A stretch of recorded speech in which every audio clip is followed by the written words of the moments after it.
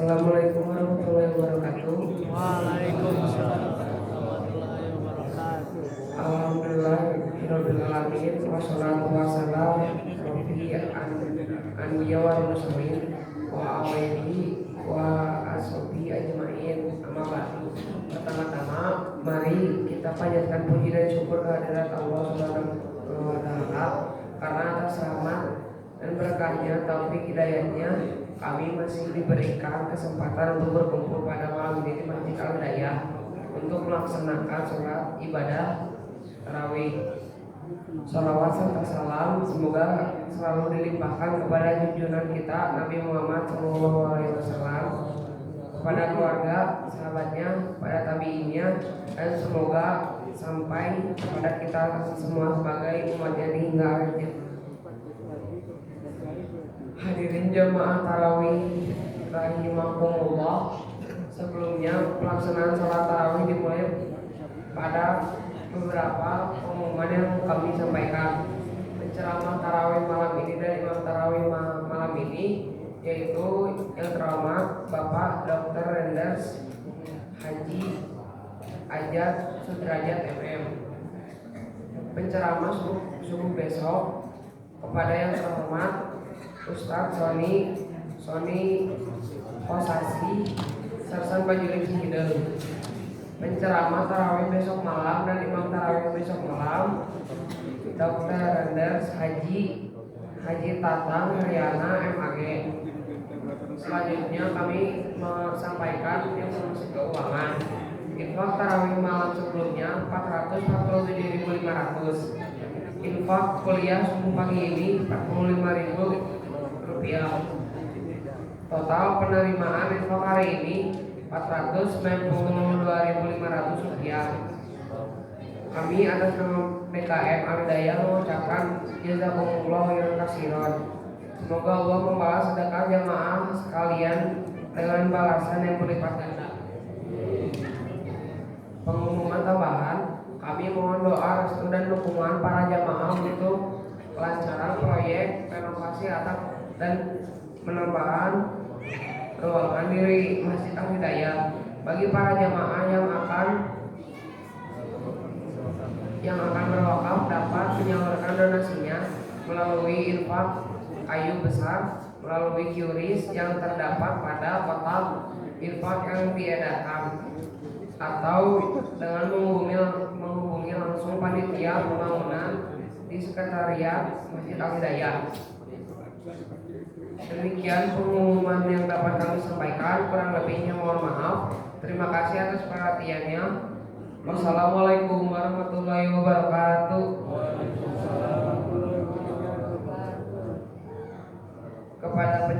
Kepada Bapak penceramah kami persilakan.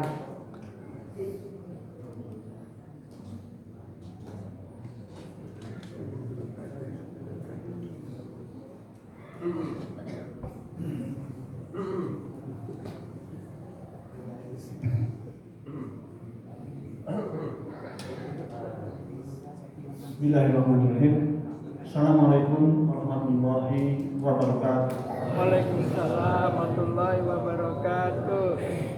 Alhamdulillahilladzi anzala al-Qur'an bi hudan linnas wa bayyinatin minal huda wal furqan. Asyhadu an la ilaha illallah wa asyhadu anna Muhammadan abduhu wa rasuluh. Allahumma shalli ala Muhammad wa ala ali Muhammad. Amma ba'd. Jemaah tarawih yang dimuliakan Allah, puji dan syukur hanya kepada Allah Subhanahu wa taala yang telah menurunkan Al-Qur'an kepada umatnya sebagai pedoman hidup, sebagai tunjuk hidup agar manusia selamat di dunia dan akhirat. Salawat dan salam senantiasa kita sampaikan kepada Nabi kita, Nabi Muhammad Sallallahu Alaihi Wasallam, yang memberikan risalah-risalah sunnah-sunnahnya pada umatnya. Semoga kita termasuk ke dalam golongan orang yang selalu berpegang teguh kepada sunnah Rasulullah SAW hingga ajal menjemput. Amin. Ya Allah. Jamaah tarawih yang dimuliakan Allah, alhamdulillah rabbil alamin. Pada hari ini tanggal 16 ya sekarang. 16. Kita telah menyelesaikan saum kita selama separuh lebih ya, separuh lebih. Mudah-mudahan saum kita, sholat fardu kita, sholat tarawih kita, tadarus kita, sedekah kita, dan ibadah-ibadah lainnya diterima oleh Allah Subhanahu wa taala. Amin. Ya Allah ya Rabbal alamin. Dan besok kalau ini ya, kalau kita puasanya beda kan ya, kemarin ada tanggalnya. Insya Allah masuk ke 17 Ramadan. Ya. 17 Ramadan besok. 17 Ramadan. 17 Ramadan itu semua umat muslim di Indonesia mungkin juga di negara-negara lain itu memperingati nuzul Quran. Memperingati nuzul Quran. Apa nuzul Quran itu? Yaitu turunnya Al-Quran. Turunnya Al-Quran di bulan Ramadan. Tapi saya tidak akan menceritakan masalah peristiwa turunnya Al-Quran. Mungkin besok ada diceritakan ya Ustaz dari MUI pas memperingati nuzul Quran. Nah, kenapa Al-Quran diturunkan di bulan Ramadan? Itu sebagaimana disampaikan oleh Allah Subhanahu wa taala dalam surat Al-Baqarah ayat 185. A'udzu billahi minasyaitonir rajim. Bismillahirrahmanirrahim. Syahrul Ramadan alladzina unzila fi Qur'anin hudal linnas wa bayyinatin minal huda wal furqan. Beberapa hari yang ditentukan itu ialah bulan Ramadan. Bulan yang di dalamnya diturunkan permulaan Al-Quran ya, sebagai petunjuk bagi manusia dan penjelasan mengenai petunjuk itu dan pembedaan antara yang hak dan yang batil. Jemaah yang dimuliakan Allah, sudah berapa kali kita memperingati nuzul Quran? Itu sudah berpuluh-puluh kali ya. Kalau dihitung, misalnya kita umur rata-rata 60, karena masih muda ini, kalau dikurangi dengan akhir baliknya mulai 12 tahun, berarti sudah 48 kali kita memperingati nuzul Quran. Ya.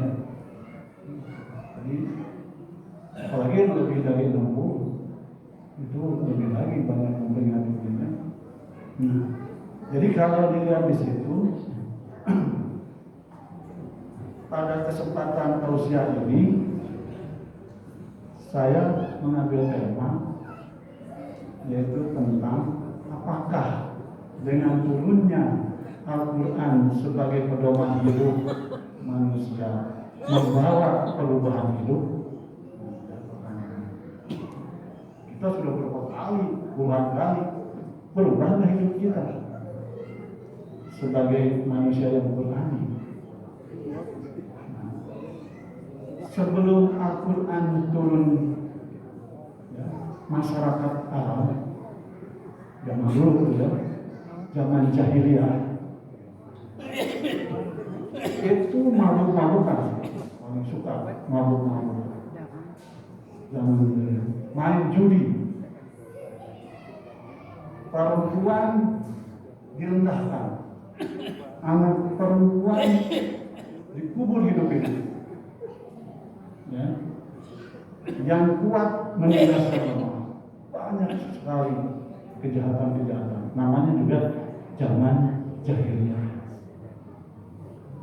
Nah, setelah Al-Quran turun ke bumi, ya, melalui Nabi Muhammad SAW, tentunya melalui Jibril, disampaikan ke Nabi Muhammad SAW dengan perjuangan yang gigih menyebarkan Islam ini Nabi Muhammad SAW dan menegakkan akidah, maka berubahlah kaum jahiliyah itu. Jadi dia tinggalkan untuk mabuk-mabuk. Terus juga judi diharamkan, ya. Perempuan dimuliakan, anak-anak perempuan dilindungi, yang lemah dibela. Subhanallah, ya itu Quran itu turun berubah itu zaman jahiliyah. Kenapa Al-Quran merubah hidup bangsa Arab pada masa itu? Pertama, karena Al-Quran membawa ajaran tauhid yang kuat, meningkatkan atau menggantikan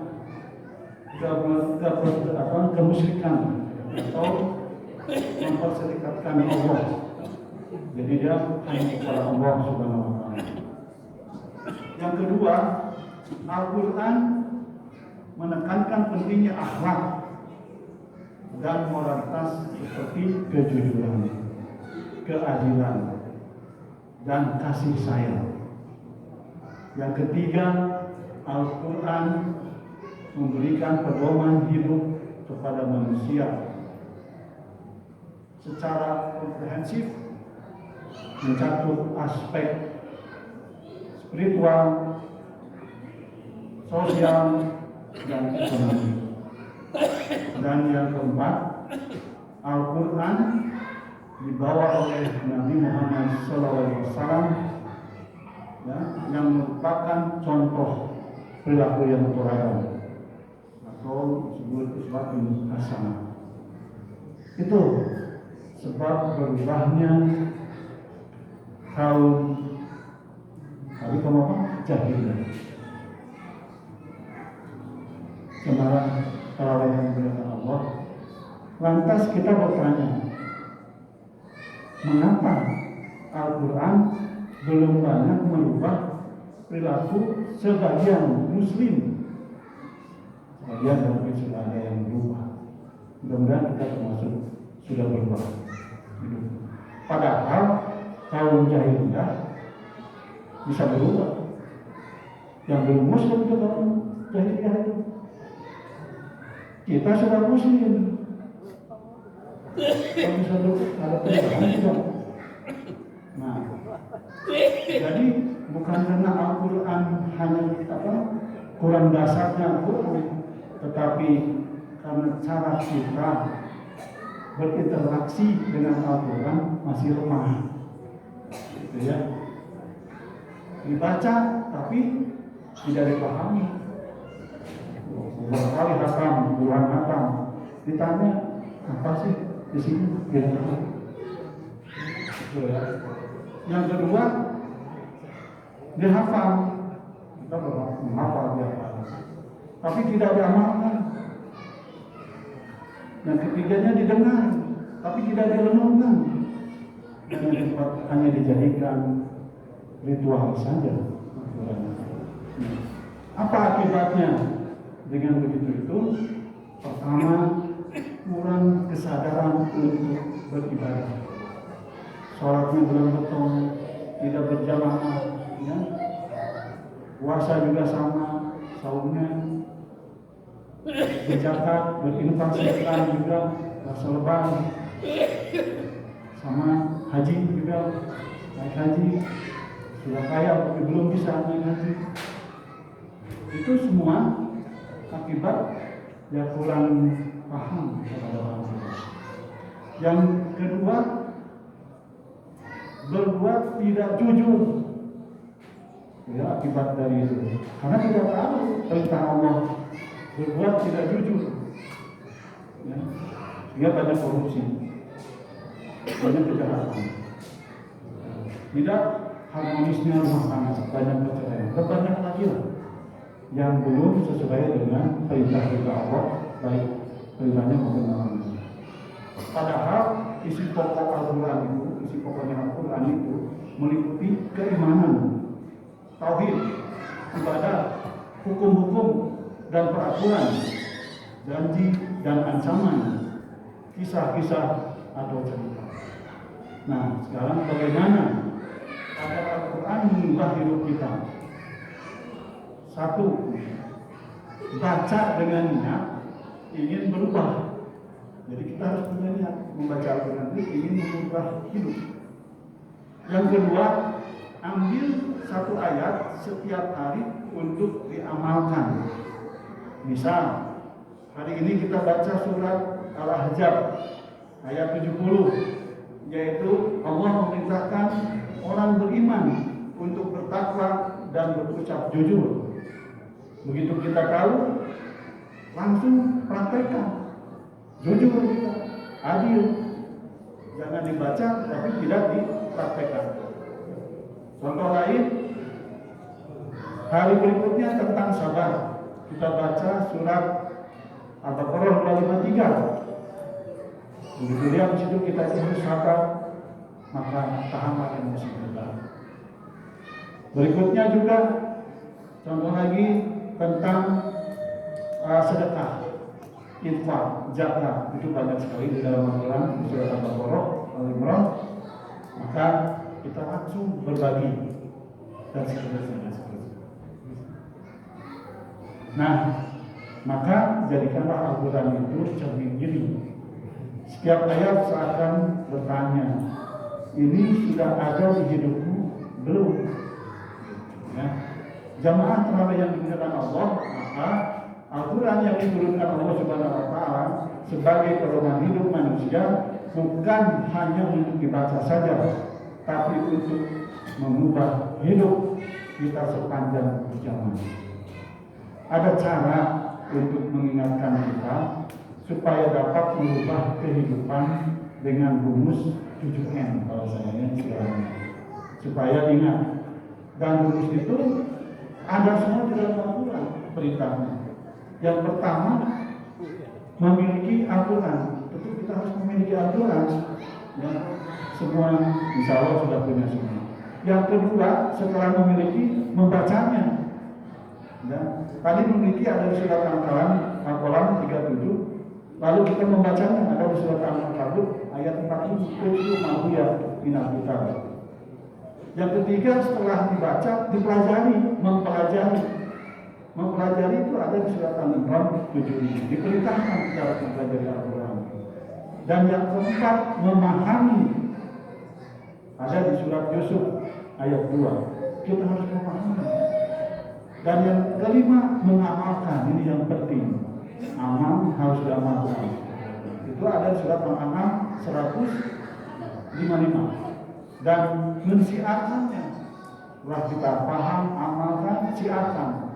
Itu ada surat Al-Baqarah ayat 159. Dan terakhir, melestarikan, disimpan di dalam hati. Itu ada di surat Al-Hajj ayat 49. Jadi semua yang ketujuh itu diperintahkan oleh Allah, ada di dalam Al-Quran.